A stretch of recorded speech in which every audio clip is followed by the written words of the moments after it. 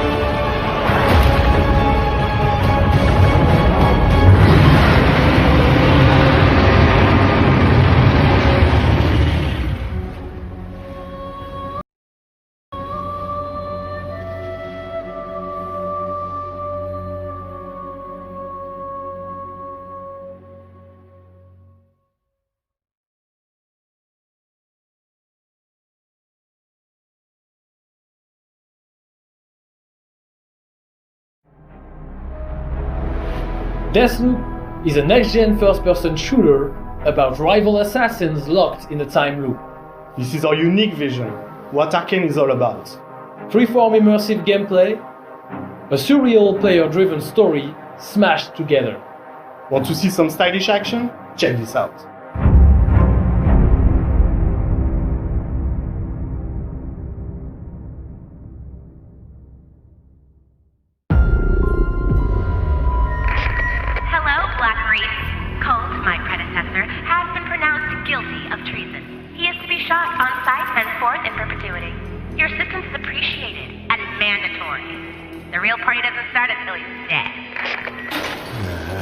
She is not making this easy.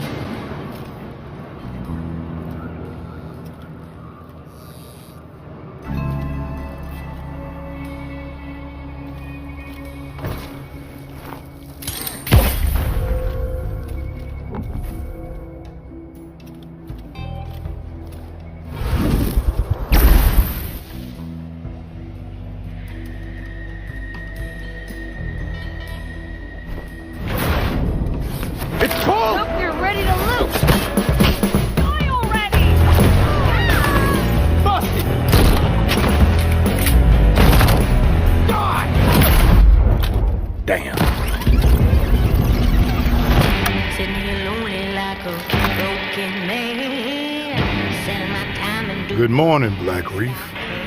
Another day, another death. Aren't time loops fun? For everyone else on this island, this place is paradise. A never-ending party where hunting me is the main attraction. And no matter how I try to escape, they always cut me down.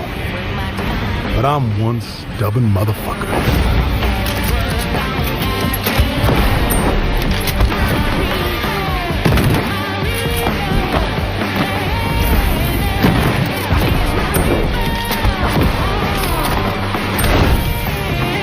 Every loop I'm learning a little more, piecing together the puzzle. There's 8 targets, and they all gotta die before midnight. There's just one little snag. You thought it was going to be easy?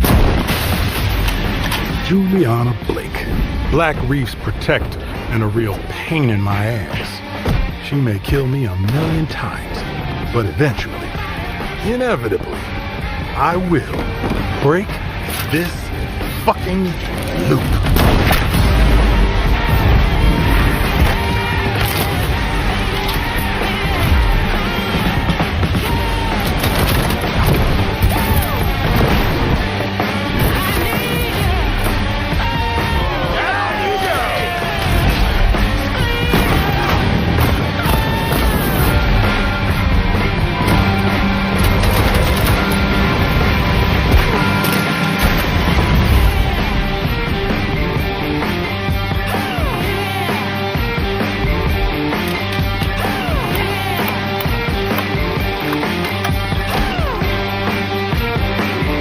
I don't like watching you die. I like killing you. There's a difference.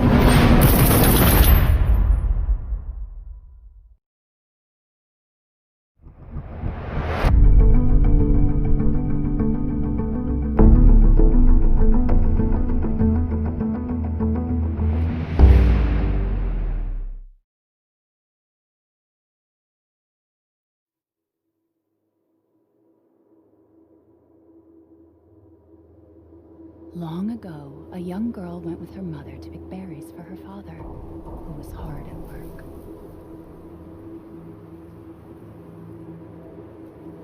But the forest greeted them with a dark, cold silence. The bushes empty. Yet determined to find the berries, the rascal broke free of Mother's grasp and vanished into the trees. Mother's worried cries faded fast as the girl ran on, over vine, under branch, and into the forest deep.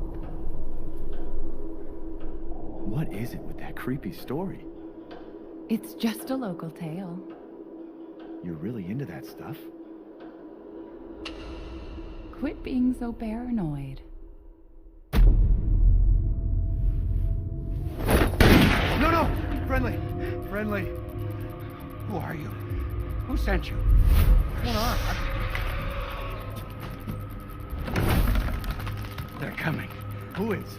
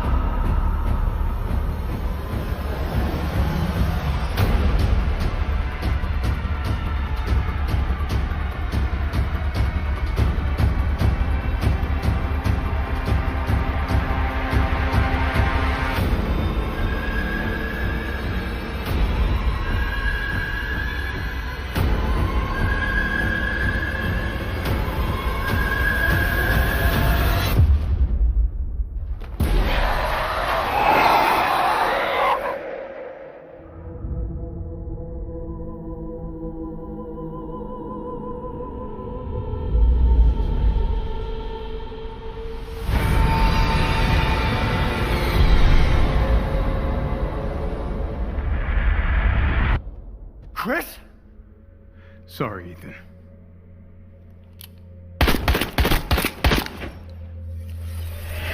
Why?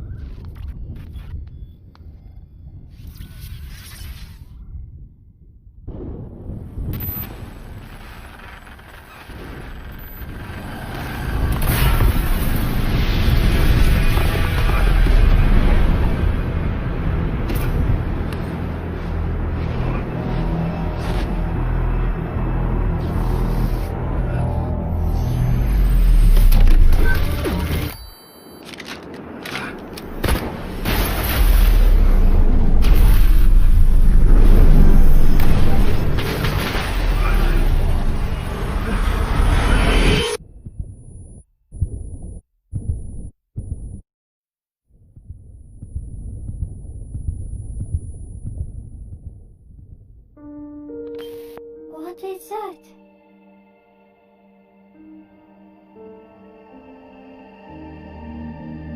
Freedom. Our freedom.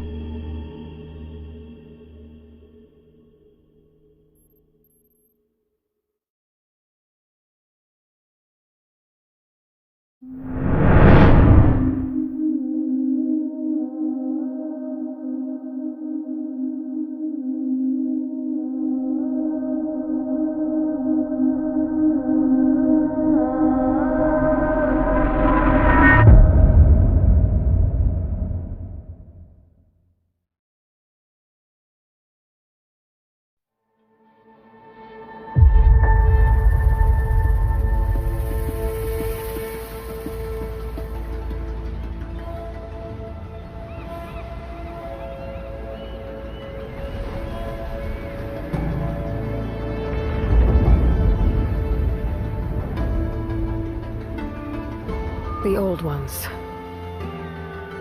perished 1,000 years ago. Their great cities turned to graves. In their place came new life.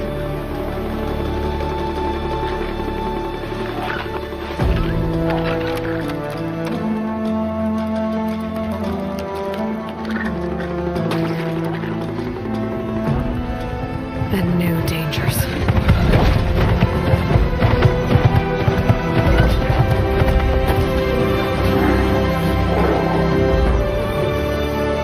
I must find a way to stop it. Or it will get worse and worse.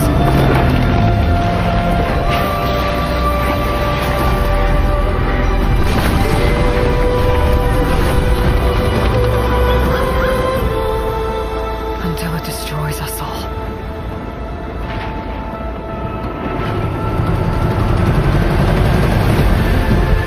There's nothing I wouldn't do to save this world. No depths I won't explore.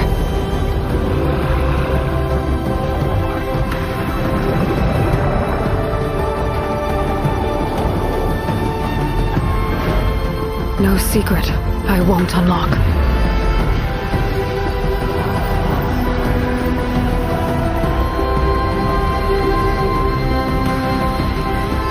No barrier I won't cross. This mission is mine alone.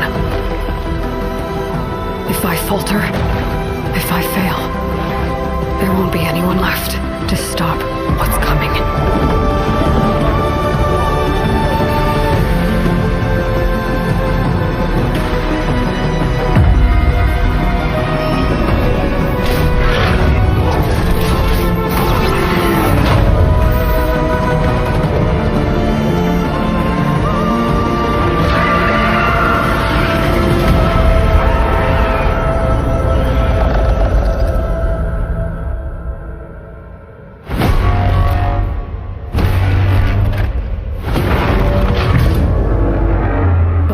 Comes.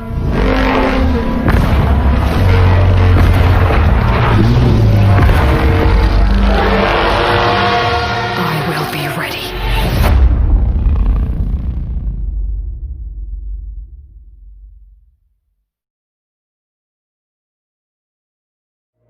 On behalf of the entire team at Guerrilla, we're happy to share the first look at Horizon Forbidden West.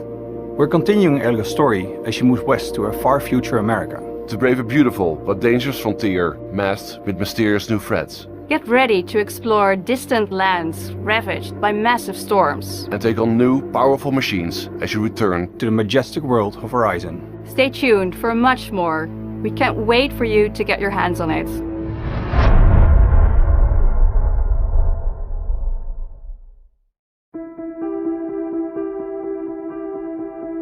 I think there's a lot to look forward to for the community. I think fans are going to be really pleased. As a game designer and storyteller, this is incredibly exciting. We're talking a whole new generation of ideas and experiences that we can create for the player. No matter where they are, no matter who they are.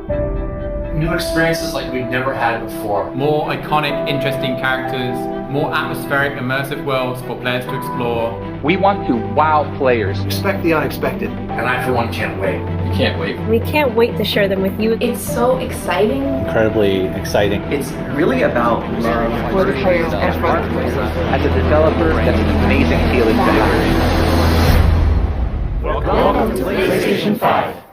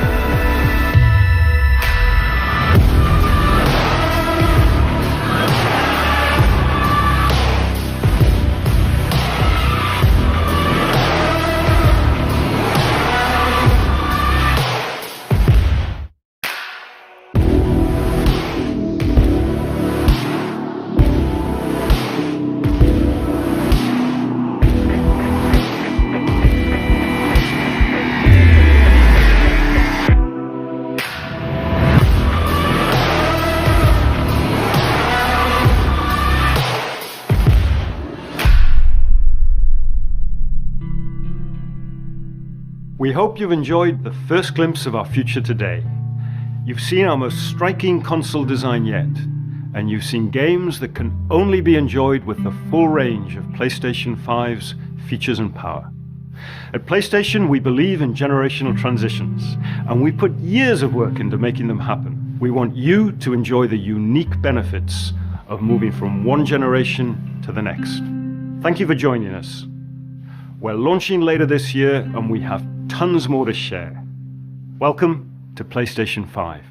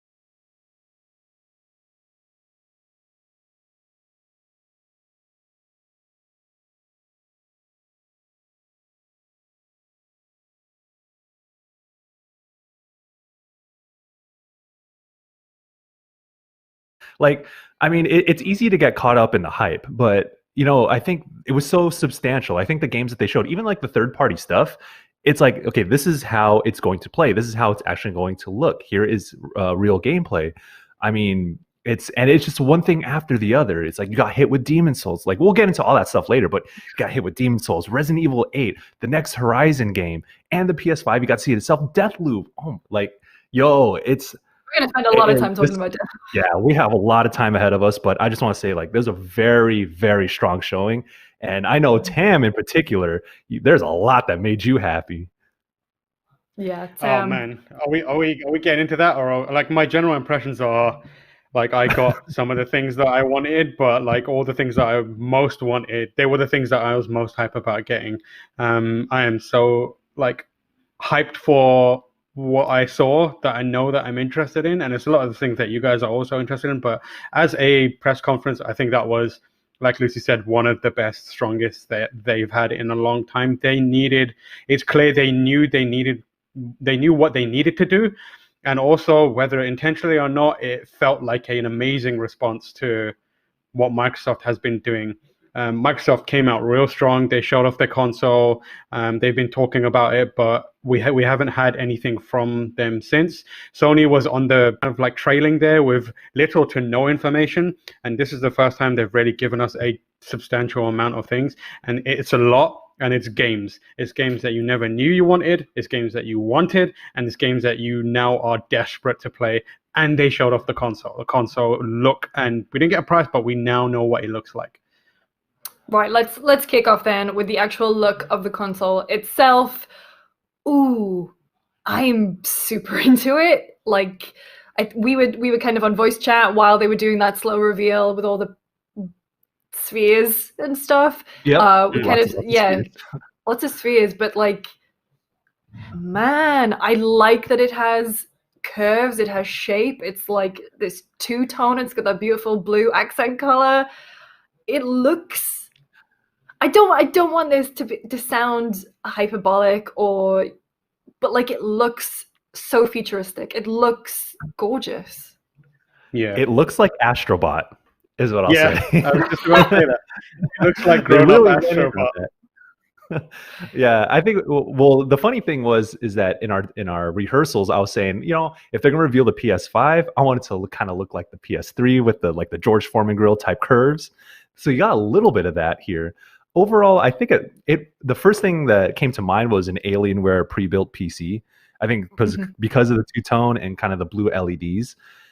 But I'm super into the design. I want to see what it looks like in all black though, because like I think Tam, you said it like the two-tone kind of looks a little toy-ish, but man, like overall that design, like Lucy, you said, it does have a futuristic vibe to it, and yeah, it looks really sleek, and I would love to see it in my entertainment center.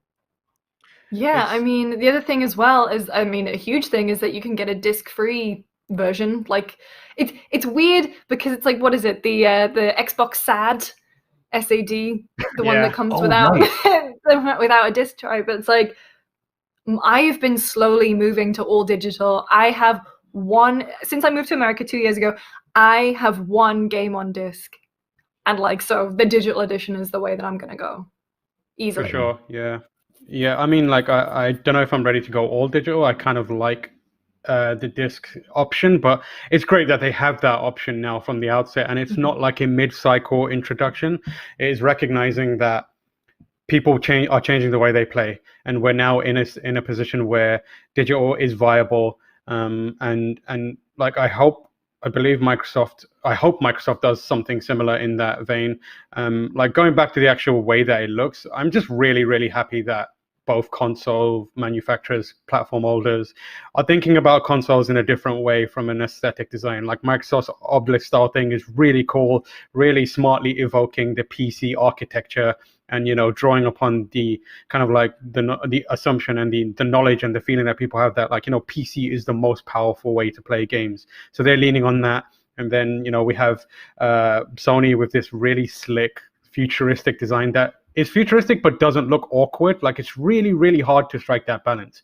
And you can see, just Google like gaming laptops, and you can see how easy it is to get that wrong. Like, to do a futuristic style piece of hardware that also you look at and you're like, that looks disgusting and it's gross. like the accents on there, the way like it's the rounded edges. Like, rounded edges don't always look well. They can look like toys, like Michael said earlier. But I feel like they've struck the right balance between the kind of futuristic style, the accent on the blue. It's giving off like, it looks like a cool room that has like a hue light in the background. It looks like you can see it. You can see it like in someone's stream instead of being off center. It's the kind of thing where when you showcase it, when you're playing games, you also kind of want to have it out and looking cool. And like really minimalist style. Like, I'm not seeing too many ports. I love the way that the white along the edges kind of hides the venting on the black, so you can't really see that element of it. You can't really see the ports.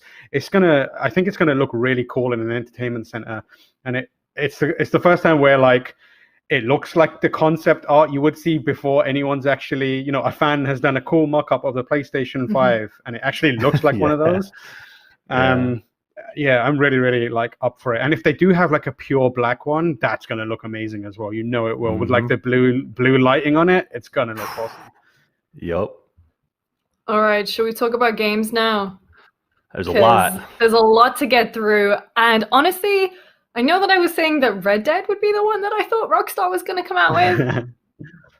GTA 5. I mean, honestly, like, of course, it should be no surprise. GTA Online is such a juggernaut. Even now, that game came out 2013 originally. That's.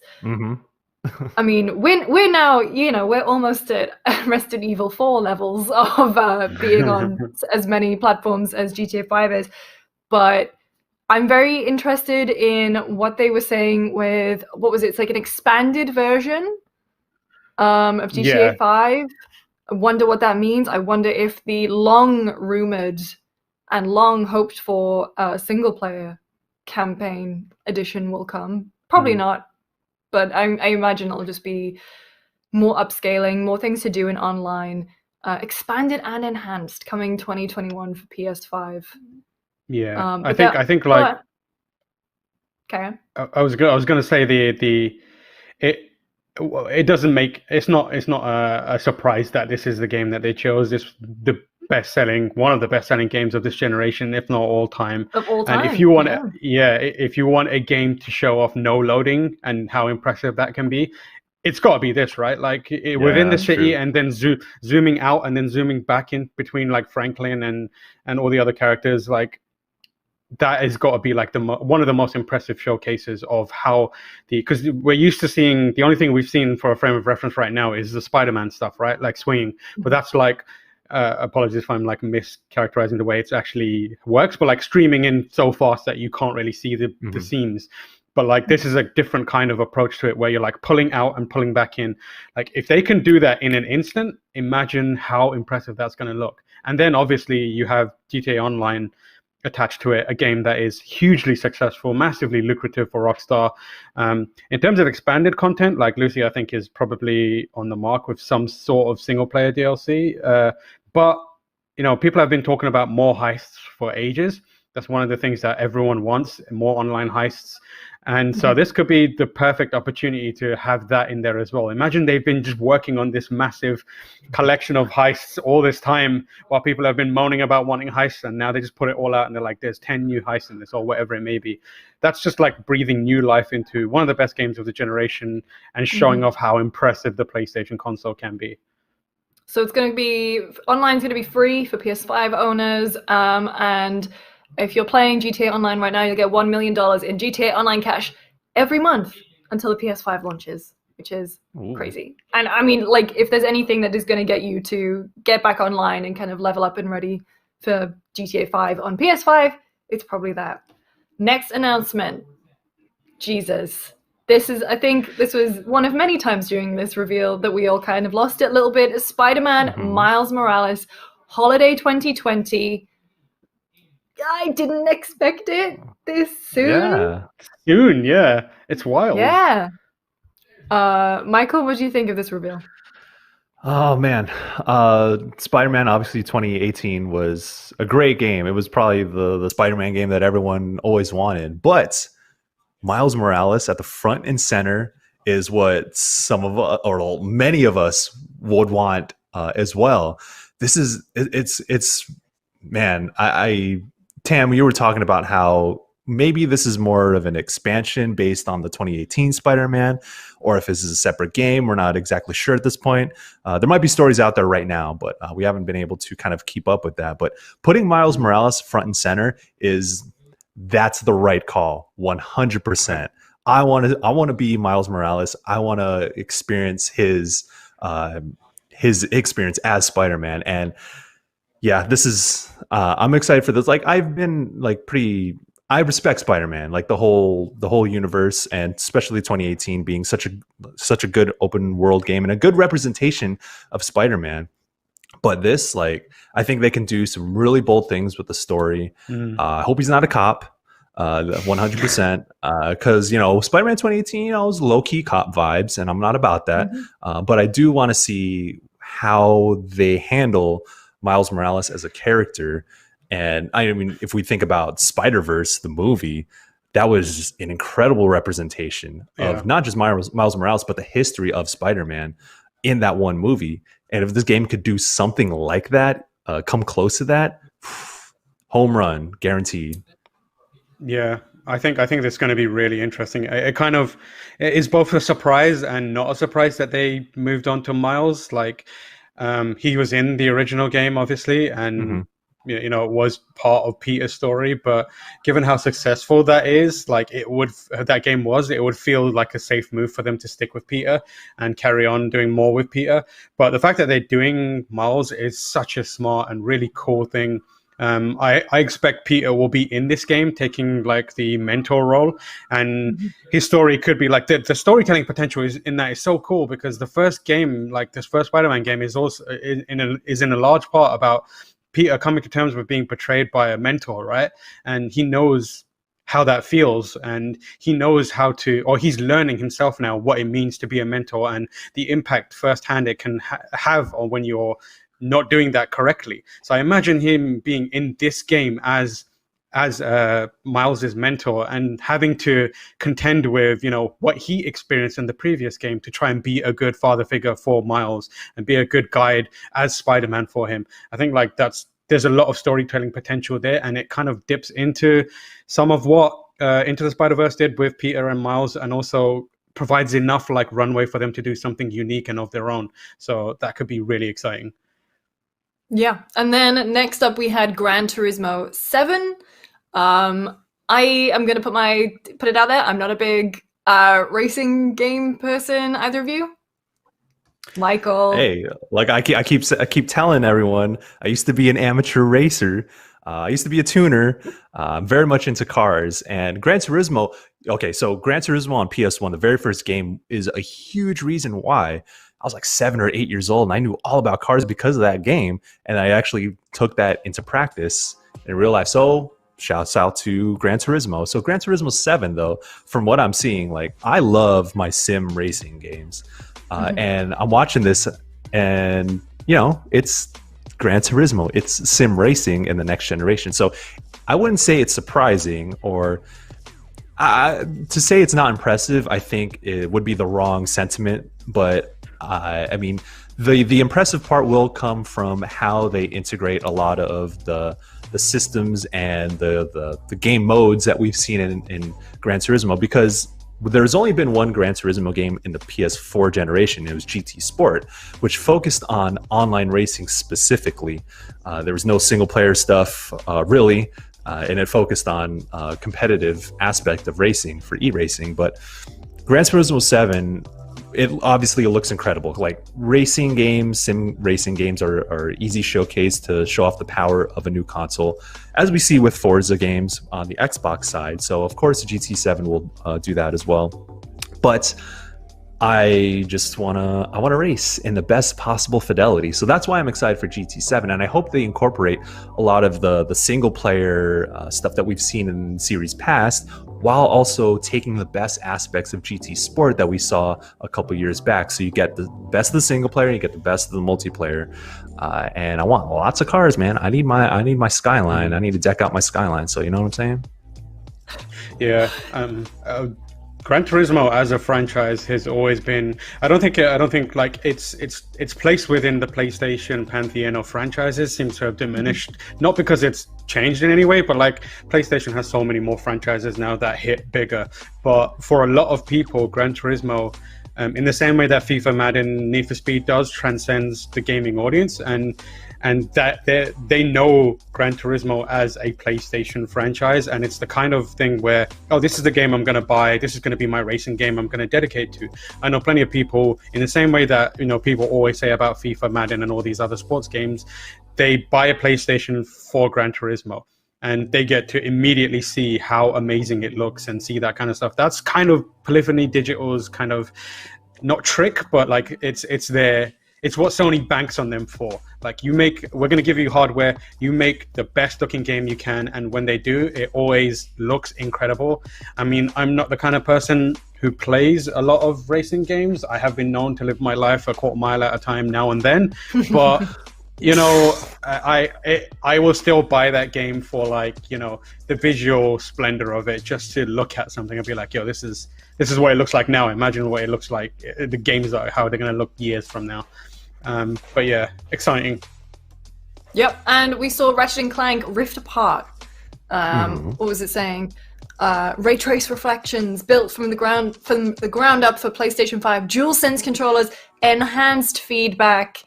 I'm very excited. I mean, it just looks really good. Like, look at all those particle effects, and it's like, you know, when Pokemon Let's Go Pikachu and Eevee, and you play those, and it was like, this is what I thought Pokemon looked like as a kid. This is similar for Ratchet & Clank. Like, I didn't know it could look this good.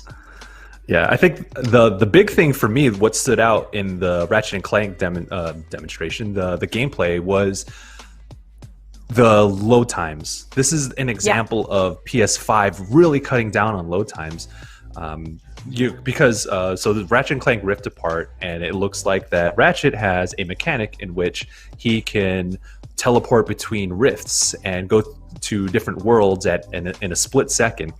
And I thought it was really clever that this would be the showcase for what load times can be without explicitly saying it.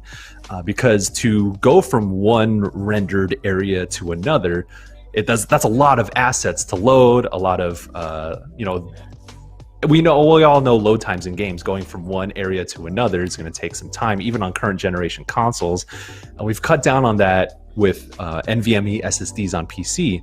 But of course, as one Mark Cerny has talked to at length, is cutting down on load times and really showcasing how strong that SSD is and how much of a game changer it is. Because in this case, with Ratchet & Clank, it's not just load screens that are cut out, it's an actual gameplay mechanic that is being put into the game that shows off that kind of power. So it's not just cutting down on load times. Yeah. All right, we have so many more games to go through. Let's start rattling through some of them. Next up, Project Athia from Square Enix. So this is a new one. Gary Whitta, writer of Rogue One, a Star Wars story, is on this project, has got a bunch of other, he said like TV and movie writers.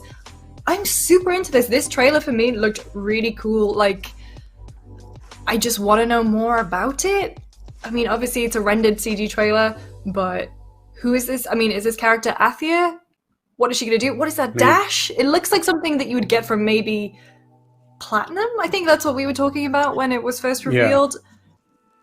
Tam, what do you reckon? I think it's weird because like Square Enix, I'm trying to think if there's, before I put my foot in my mouth, is there any sort of like traditional Platinum style action game that Square Enix has in their stable? And nothing immediately comes to mind. We know them for RPGs, and the closest they get is something like Dissidia, so it's not super surprising that they want this kind of game. Nier is probably the other one, but like Project Athia, it looks really cool. I love the way it moved. Like you talked about the dashing and like the super fast kind of like timing based combat and movement stuff is something that we're really, really into. I'm really, really into. Gary Whitta writing it is interesting. Like he's done a lot of amazing work. Obviously now known for his Animal Crossing talk show, but before that, Star Wars, and recently worked with our friend of the show, Greg Miller, on a DC thing. So a lot of writing chops behind it. I'm interested to see more of it. It kind of reminded me of the demo that Epic showed up for Unreal Engine 5 recently. It looked I was like, oh, is this that game? But like it's got similar vibes to it. So if you were sad that the Unreal Engine tech demo wasn't being turned into a game, maybe this is it. I think this is one of the games where I'm excited to see what this is. I want to see more of this. Another one of those for me is Stray. So Michael, can we please have our cat correspondent Sushi weigh in on Stray? Game from Annapurna, cyberpunk world. Looks like you play as a cat. Sushi does not care one bit. She doesn't care. You don't give two damns. But this. I mean, we have a Slack dedicated to cats so I think we can all say team here is like very big into cats. Cat.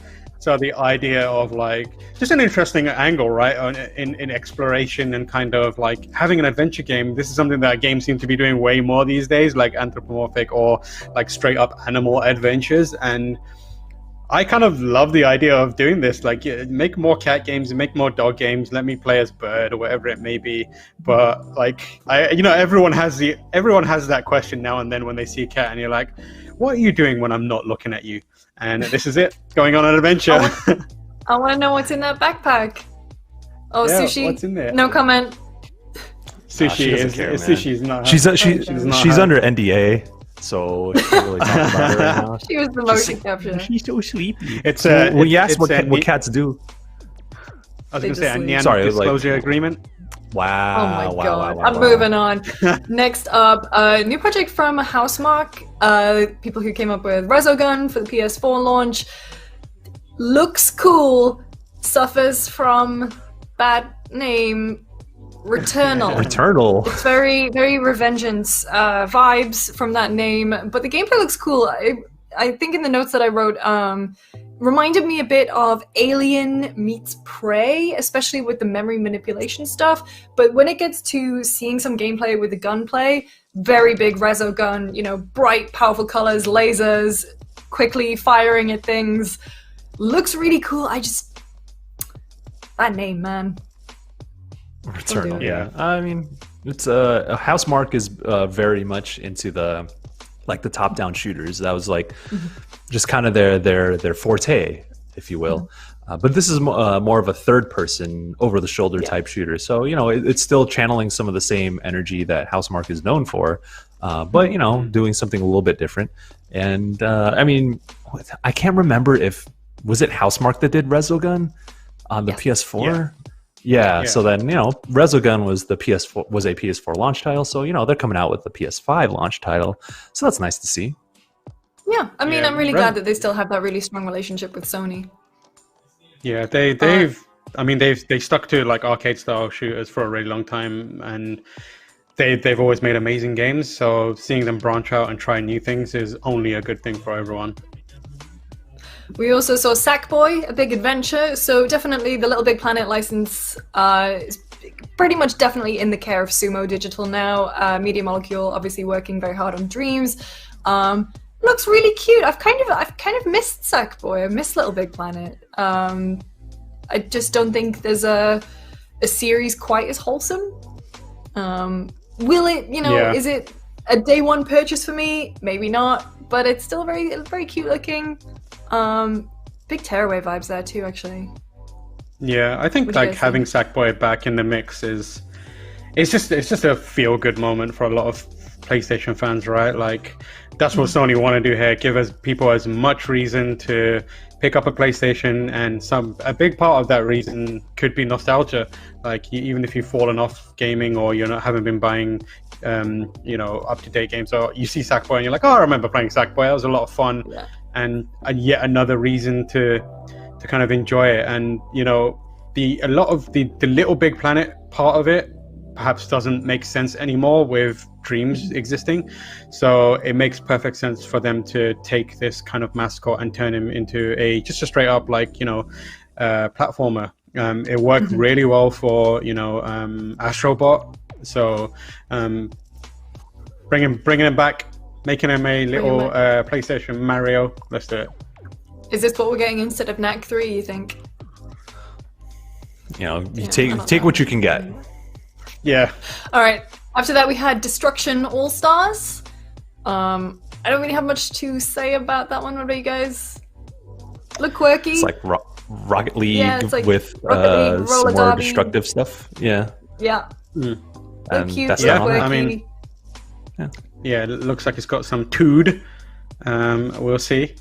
And the interesting part of it is like people being out of the car. That's the thing that's really kind of intrigued me. Like, what does that mean? Does that mean that they're running at the same speed as cars? Are they just like wall running at the same time? Like, what happens to the car when you get out of it? Does it just go into like autopilot? What's happening? So I think it's a slight mystery at this point. So hopefully we get more information about it soon. Next up, is it Kana? Bridge of Spirits by Project Ember. So it's Mike and Josh Greer. Which looked very pretty. Yeah, Kenna, I think, is... Kenna. Yeah, It's basically I think that's Pixar, if Pixar made a game. Yeah, it's really cute. It definitely has that, at least in the character design, it's very much that Pixar kind of the big eyes and the round faces. And I think if the main character, her name is Kenna, then like it's a really cute character design. And I think you said this during the stream, Lucy, is that it's like Horizon Zero Dawn made by Pixar.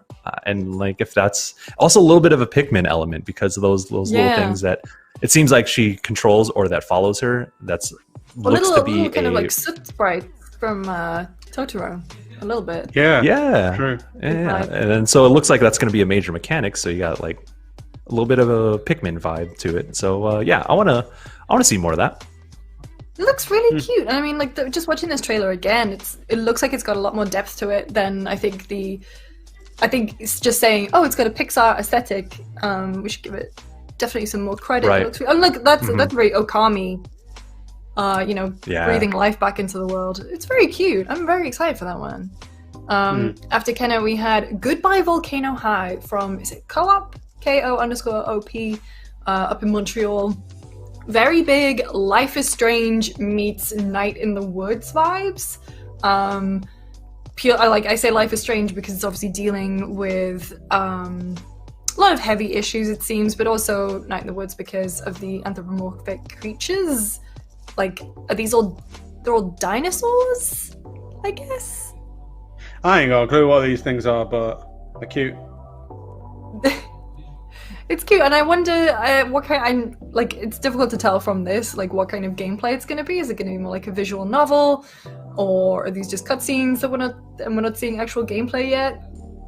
But it looks like it looks different, and I think that's a really big, cool thing from this reveal. Like we were talking at the beginning, and we were expecting things like COD, but it's nice that Sony are putting games like this front and center in the big PS5 reveal.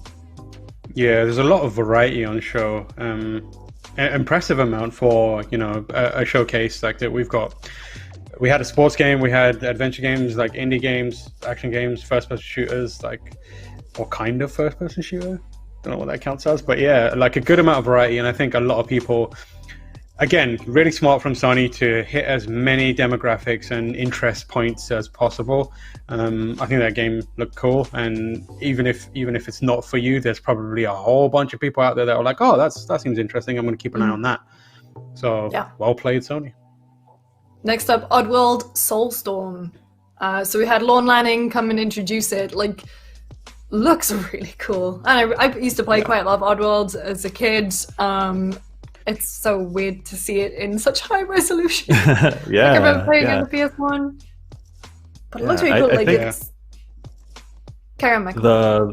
The most important thing for me seeing this is that it sticks to the 2D Oddworld, the foundation of the original Oddworld games, that it is 2D, and I think, you know, it doesn't mean that the game is going to necessarily be oversimplified because it is mostly on a 2D plane. Like, it's showing off some pretty clever mechanics, and it could still be visually striking, even though it is still adhering to that spirit of the original games. And like Oddworld, honestly, that is as silly as it might lean into some of its humor.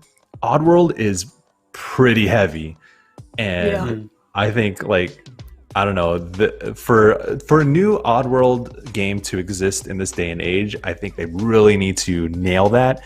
They really need to go all in on hitting those heavy themes with Oddworld. And, you know, I want to see that. I would hedge my bet on it doing something good in that regard. But overall, like, yeah, I'm happy to see Oddworld in 2020, or will 2020 was it coming out in 2021? I think it's 2021. Yeah. I mean, let's talk about, so for me, the show was completely stolen by Bethesda. They came, as soon as I saw Shinji Mikami, I'm kind of glad that we went live because I made a weird little squeal. But we saw more of Ghostwire Tokyo. Woof.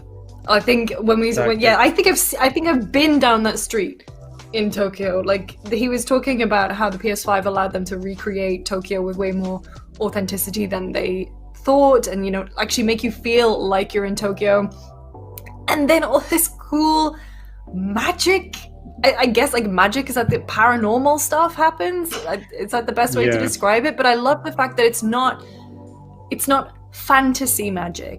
It looks pixelated. It looks like I don't know, like, how to describe it, like a retro game or something. Yeah, it's like like magical futurism, something like that. Yeah.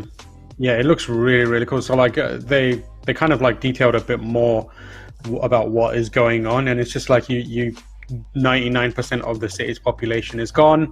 There's some weird occult event, and like there's darkness has like submerged the city, and you have to just go around and kind of like reclaim it.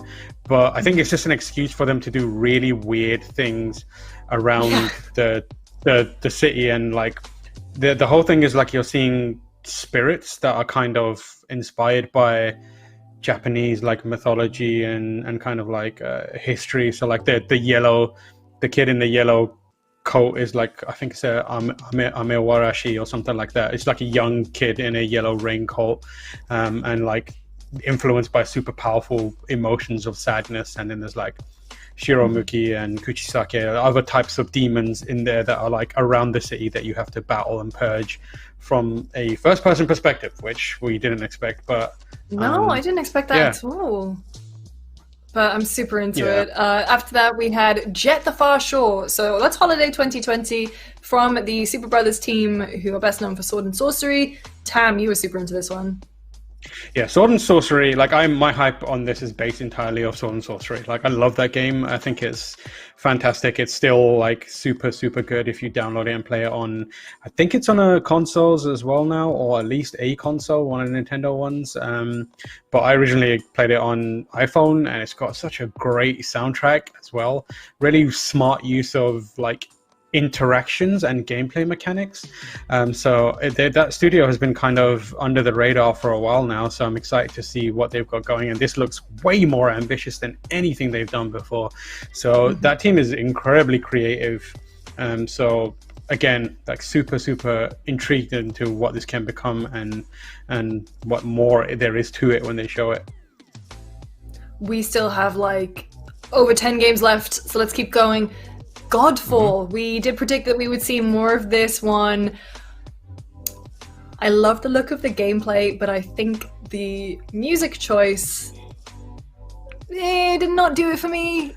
Maybe that's just me nitpicking, but like I think I said when we were chatting, I said it was like a very Borderlands pick, and it didn't seem to fit the tone of the game based on the gameplay that I was watching. Michael, what do you think? Yeah, I definitely see what you're saying. I think for me, it was more of like no one knew what the vibe of Godfall would be.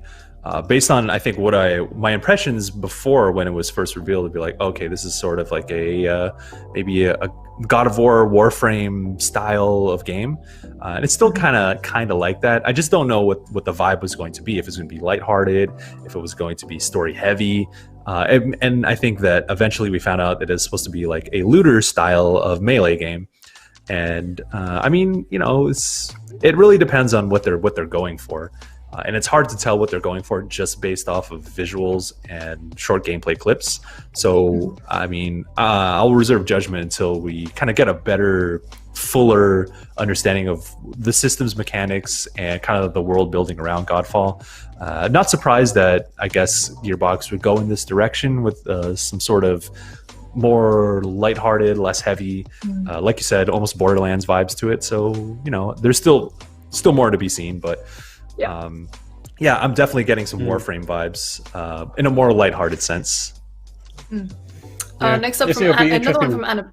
Ooh, carry on. I was just going to say it'll be interesting to see whether that's actually in the game or just like a marketing thing, like that music. Sure. I assume it's just marketing.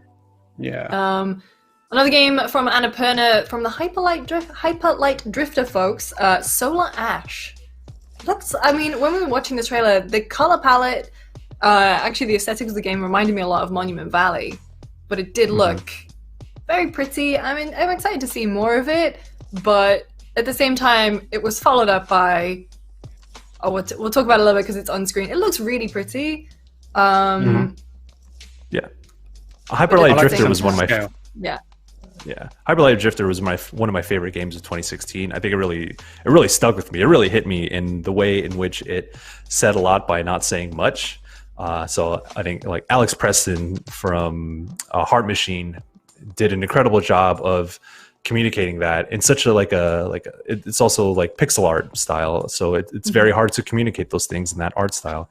So this definitely has that Hyperlight Drifter vibe.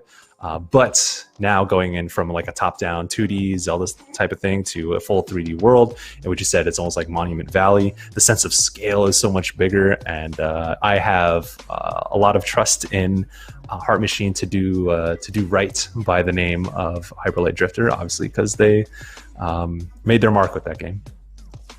But then, next up, a genuine surprise. Did not see this one coming. Hitman 3. That is again like another game that if you want to show off like how much the technology improves the game, like Hitman is a current game, Hitman 2 especially. People are actively playing that game, it's actively being supported, it's front of the mind, top of the brain. So when Hitman 3 comes out, and you can almost do a side-by-side comparison, and these are games where they love a crowd in Hitman. They love putting crowds in Hitman. They love some like physics-based kind of simulations, and AI is super important to Hitman, and creating these elaborate like dioramas for you to walk through and manipulate and pull and see how they impact. Like another game that is going to be very illustrative of the leap in technology and what it means, even if it's just the starting of that technology. Obviously, Hitman 1, the original reboot, not the original game, and Hitman 2, the follow-up, both fantastic games. Some of the best like action and like strategy and puzzle-solving games in recent memory.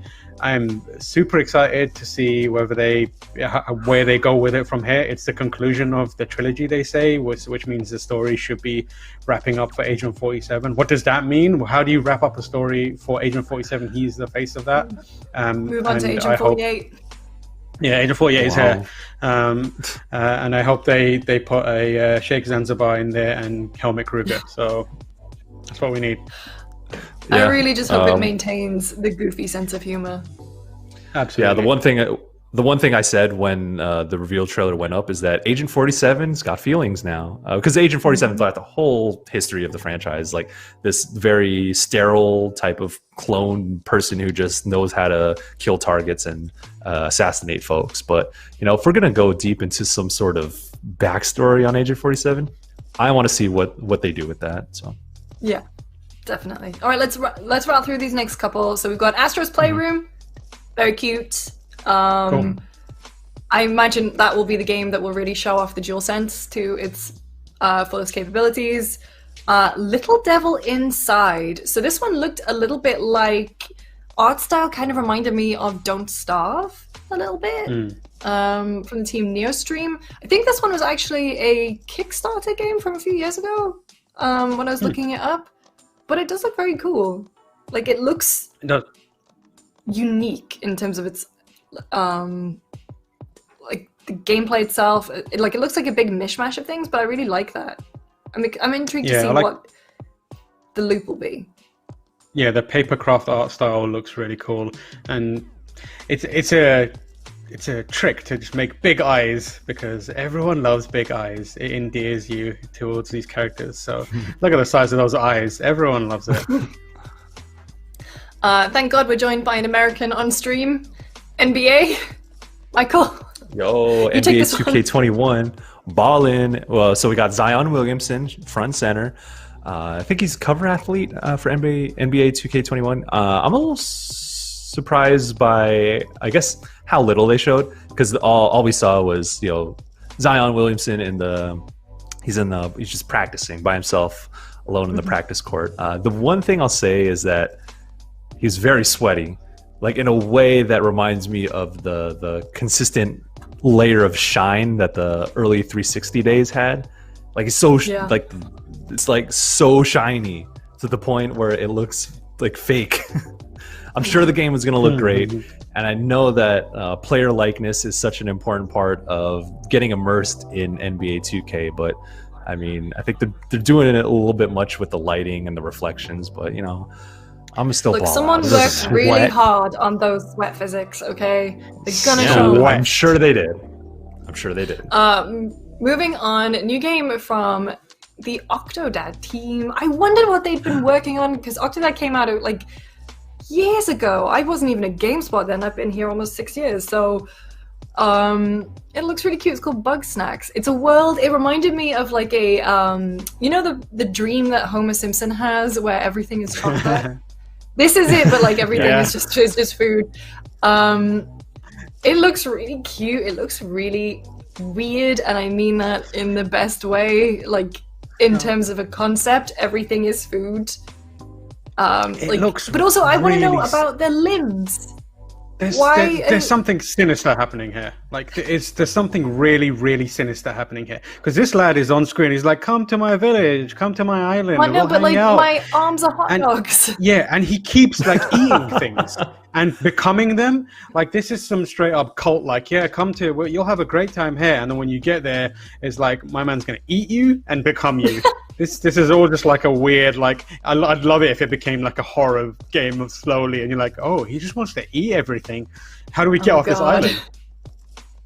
Wait, isn't there a Dark Souls boss in Dark Souls 3 where he just eats everyone? And like, there's a lot of Dark Souls there's a lot of Dark bosses Souls bosses. that are eaten. That's a good transition, by the way. I know, I was gonna say the transition because I forgot the Dark. It's not Artor. Oh. It's the one that I had a hell of a lot of trouble with in Dark Souls 3. Anyway, speaking of Souls, Tam, are you feeling okay? No, not at all. I hurt my hand because I slammed my desk too hard, and I think I might have fractured one of my hands or something. But yeah, Demon Souls, like, It was one of the things we said in the pre-show that I would absolutely love to see, and I am so happy that people are getting a chance to play this game. And I said it in the pre-show, a lot of people, their first experience of this kind of game might have been Dark Souls, and then they've stuck with it since then. And the unfortunate thing is, like, that if you came into it in Dark Souls and beyond, like, it was difficult to experience Demon Souls and also play it in the way that it originally came out. It's such a phenomenal game, but like now that it's available, like just looking at these bosses, looking at these enemies and areas, it's one of the most. I remember playing Demon Souls for the first time when it originally came out. I imported it from Japan and I couldn't really understand a lot of it, but this game, even though we've had multiple Souls games, we have had Souls clones, there's still something in the feeling, in the soul, for want of a better phrase, of this game that no other game has kind of captured. The feeling of being like unsettled and afraid and unsure of what's behind every other corner. That might sound like every other Souls game, and in a lot of ways it kind of is, but there's something the way that this game does it with ambience and music and storytelling and general vibe that none of the other games capture as well. Like Bloodborne comes close to it, Dark Souls 1, like Filing Shrines specifically, comes close to it, but Boletaria, there's something about Boletaria that is just quite special, and I'm so happy that they're remaking it, and I'm so happy that it's Bluepoint that are doing it. Bluepoint, like, knocking it out of the park with everything. They care. If this turns out to be a bad port, it would be something for the books, because they haven't done a bad one of those yet. They put in so much time, effort, and love. You can watch like our audio logs on Shadow of the Colossus just to see how much they care.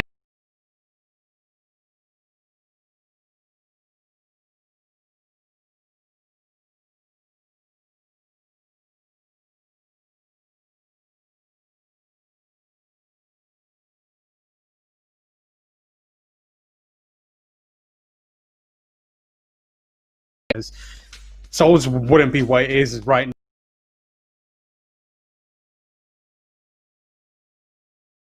now if he didn't take a shot on it. And like, you can lay the success of that game from software and everything that has come in a large part to Shuhei Yoshida. So I imagine he's putting in the work to make sure that they bring it back as it should be in its entirety. So I'm confident they'll have the network stuff in there as well. It's Demon Souls, baby. Let's go. Finally. Next up, this one, I love Arcane. Dishonored is one of my favorite games of all time. I always have Dishonored 1 and 2 and Death of the Outsider ready to go on my PlayStation just to dip in. Dishonored to me is what Metal Gear and Souls games are to Tam. I've never, and like, I've been fortunate enough to interview the team at Arcane before, and I don't think there is a team that are so artistically driven and have such a focus on what their world looks like and how that feeds into everything else. Obviously, there are huge Dishonored vibes here. That slide, the power that we're going to see here looks a lot like Blink. It just looks... God, I'm so excited. But the premise of it, it's like a bunch of assassins caught in a time loop. You have a list of people to whack, for lack of a better word, and you can rewind time?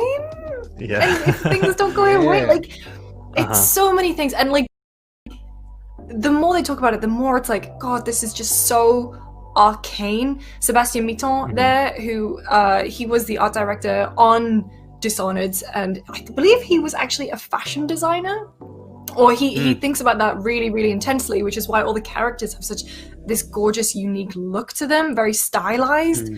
And God, this trailer. I think what I'll say about like Deathloop is that I'm getting a lot of, like, if you track what Arcane has been doing recently with like Prey Moon Crash, which the concept of making Prey into a roguelite style of game, that's kind of the message that I'm getting from Deathloop, and also the incorporation of Dishonored style abilities with Wolfenstein style shooting. Now, Arcane did touch Wolfenstein Youngblood, which came out last year, so I'm getting a mix of Dishonored, Wolfenstein Youngblood, some of the lessons maybe they learned from doing Prey Mooncrash, all mashed into one.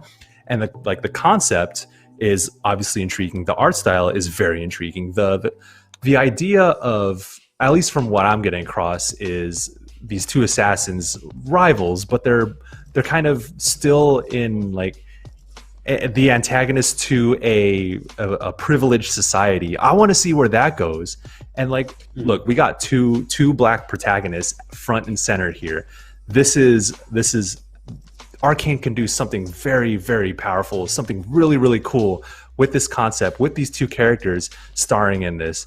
And I share the same level of excitement with Lucy in this, because Dishonored, like immersive sims, that is 100% like my shit. And you know, Arcane don't miss. They do not miss when it comes to their games. I love Prey so much. Dishonored 1, 2, Death of the Outsider, and the whole history of like Harvey Smith going back to Deus Ex. I know this is Arcane Lions, but that history, that mentality that's been ingrained in Arcane, dating back to like what Harvey Smith has done in the past, way in the past, and then now to see what this is going to be.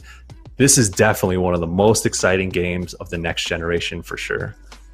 Yeah, and like the stuff that they, like, as you mentioned, like I love stealth games. Like stealth games are the other thing that I go crazy about, and those two, Dishonored 1, 2, Death of the Outsider, I've done like a no spot, no kill runs on them. And the thing that excites me is like they think about stealth and the world that they're building in a way that so few others do.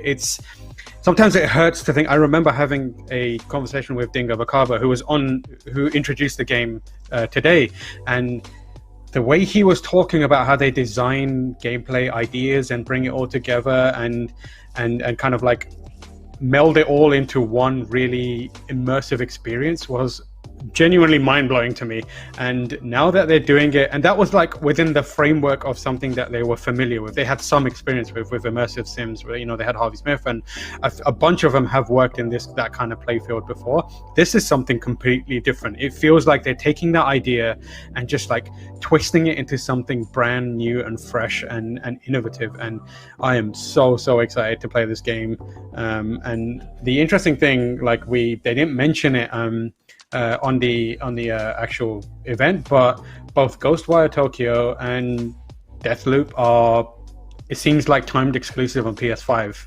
Wow. So they're making console debuts on PS5. So I'm surprised they didn't talk about that, but that's something huge. That's a huge feather in Sony's cap for PlayStation 5. If this is the only place that you're going to be able to play them holiday season, that's massive. But I mean, maybe they didn't do that because every time a platform holder does one of those world exclusives, premiere, like people at the end of it are always so confused about what exactly that means. And so maybe they just wanted to have this clear-cut presentation, show off the games. Like by showing at a Sony show, people are going to have it ingrained in their mind that it's a Sony game, even if it is going to come to another platform later on. Just like, I assume this next one will, Resident Evil 8. Is it Resident Evil, like, is it in the style guide now that it can't be called anything that doesn't fit, like, the Roman numerals of the game in? Yeah, the way the village popped up there. Yeah. Yeah. So it's called Village Resident Evil. Yeah. That was the, I believe that was like the working, or the title behind the scenes, like the project title. And that's what leaked earlier. Yes. It was being called Village. So they Resident Evil, man. And really interesting that it didn't seem like, there was like, is it Resident Evil? Wait, the vibe is a bit different from what we'd expect from Resident Evil. It had like a voiceover with someone narrating almost like a fairy tale about like someone going to get berries and that kind of stuff. But the fact that they're doing that instead of just being like very obviously making it clear that this is a Resident Evil game, it makes me excited that they're not just gonna ride the success of the previous game, they're going to try and do something stylistically different or tonally different or narratively different. Obviously, there is a connection to Resident Evil 7. In case it wasn't obvious, I really like Resident Evil 7 and Resident Evil, so I'm going to yammer on about it for a bit. But like, this is another Ethan story, and it's supposed to end Ethan's story. But is it Ethan or is it Chris they're referring to? Yeah, it could be Chris. Because it could be both. Yeah, but so like the way that Chris came in at the end, and the way that someone was like Chris, no. Yeah, so like it's I don't know. so Chris showed up. Like, what if they're doing something really interesting with Chris Redfield? With Chris, yeah, like because Chris shows up at the end of the last game. He's just in, he at the very final sequence. I think, he kind of like rappels down off a helicopter, and he's there. So like, but this looks like a very different kind of Chris. And at the time, he's working for a kind of organization that is battling these kind of traditional zombie style outbreaks. So the fact that the setup for this game is that Ethan has moved on from what happened in the previous game, but then Chris shows up and instigates something that pulls him back into another kind of horror and nightmare. And by doing what he does, it sets off this kind of chain of events that makes Ethan investigate what is happening to Chris. So this is kind of like Ethan having to save Chris. And it takes them to this mysterious village where it all pops off. So it could be really, really interesting to have like Chris in this villain role, taking the most recognizable character from the franchise's history, arguably one of the most recognizable characters of the franchise history, casting him as a villain, and then having you help him find redemption. That seems like a really, really fascinating way to tackle the story. And obviously, being in a village, huge Resident Evil 4 vibes, like the Las Plagas around, but now we've got werewolves and first person, like, yes, Resident Evil, let's go. All right, next up. So this next one, we were talking, and when we saw the figure in the spacesuit, we were like, Ludens? Is this Kojima? Tam, throughout the stream, you were saying that your Kojima senses were tingling, and I guess they kind of weren't far off. This is Pragmata, but like, it's by Capcom. So this game actually, I was looking into it, the trademark for this leaked a few weeks ago, but like, what? Is this Death Stranding? Is this Kojima? Yeah. I don't think it is. It's I don't know what it is. It's something, it's a far way off. Oh, there's a cat too, so we got two cat appearances. You know what I'm saying? But in